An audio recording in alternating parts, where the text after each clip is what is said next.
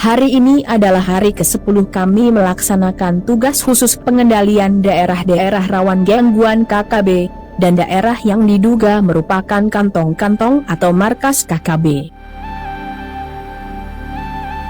Rencana semula, pukul 5 pagi hari ini, kami akan melakukan penetrasi ke lokasi yang diduga sebagai markas KKB. Walau jaraknya tidak begitu jauh dari posisi kami saat ini, namun rencana terpaksa kami tunda karena kondisi alam. Dari kemarin sampai saat ini, wilayah sekitar posisi kami dan lokasi target operasi diguyur hujan lebat. Pagi ini pun, jarak pandang kami hanya berkisar 5 meter saja. Sekeliling kami masih diselimuti kabut tebal. Sambil menunggu cuaca lebih baik, rekan-rekan prajurit lain menyibukkan diri membersihkan perangkat senjata masing-masing.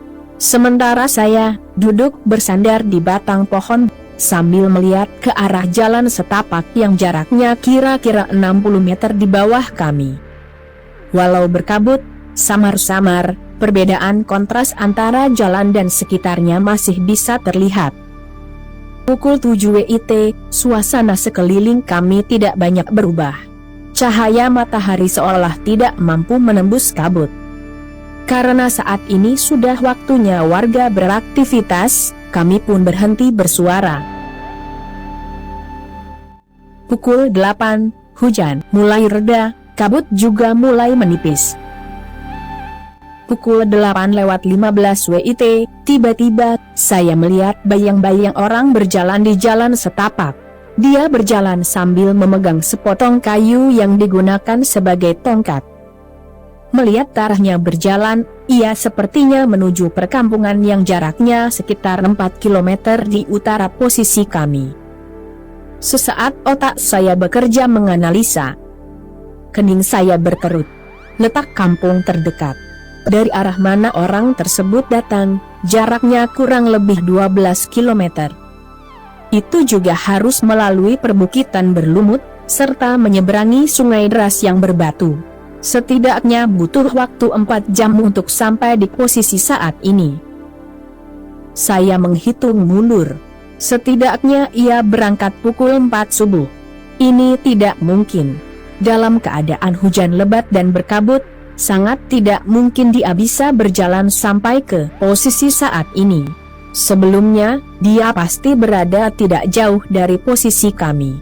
Salah seorang rekan tiba-tiba berdiri dan bersiap bergerak untuk menemui orang tersebut.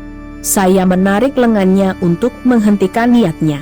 Bukan tidak mungkin orang tersebut adalah anggota KKB yang sengaja memancing kami untuk mendekatinya, kemudian rekannya yang lain akan melakukan penyergapan. Setelah berlalu sekitar 50 meter, saya bergerak mengikutinya dari belakang. Saya berjalan merapat ke pinggir jalan untuk tidak terlihat jika ia berbalik melihat ke belakang. Apa yang saya duga, benar. Ia memang anggota KKB yang memata-matai kami. Sekitar 40 meter berikutnya, tiba-tiba ia berbelok ke sebelah kiri jalan, ke arah jurang yang sama sekali tidak ada jalan. Ia pasti bergabung dengan KKB lainnya di bawah jurang. Mereka pasti sudah mengetahui keberadaan kami dan sudah merencanakan penyergapan saat nanti kami melintas di jalan. Saya memerintahkan seluruh anggota tim untuk bergegas. Kami bergerak senyap ke arah kanan, memotong jalan dan menuruni jurang. Beberapa meter sebelum dasar jurang, kami bergerak ke arah utara. Kami mengambil posisi yang sejajar dengan posisi anggota KKB tadi berbelok. Sesuai perkiraan saya, saat ini para anggota KKB sedang mengendap-endap 5-10 meter di bawah jalan setapak, menunggu untuk menyergap kami saat melintas di jalan. Mudah-mudahan mereka tidak menyadari bahwa saat ini, kami justru sudah berada di bawah atau di belakang mereka. Kami menunggu saat yang tepat. Saat kabut semakin menipis dan bentuk target sasaran sudah terlihat kontras, saya mengisyaratkan kode teknis penyergapan.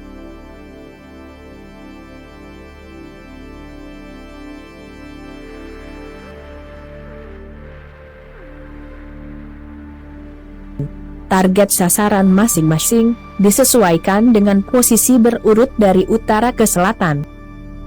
Saya melirik rekan yang berada paling utara, ia mengangkat jempol pertanda siap. Demikian juga rekan prajurit yang lain. Detik berikutnya saya mengawali tembakan sekaligus sebagai aba-aba. Hanya dalam hitungan detik, semuanya pun selesai. Hal yang di luar rencana pun juga terjadi. Salah seorang rekan yang berada pada posisi kurang baik, justru ikut terjungkal tertimpa benda target sasarannya, yang jatuh menggelinding ke arahnya. Walau tidak sampai menimbulkan luka-luka serius, tapi setidaknya sudah memperlambat waktu kami untuk segera meninggalkan lokasi.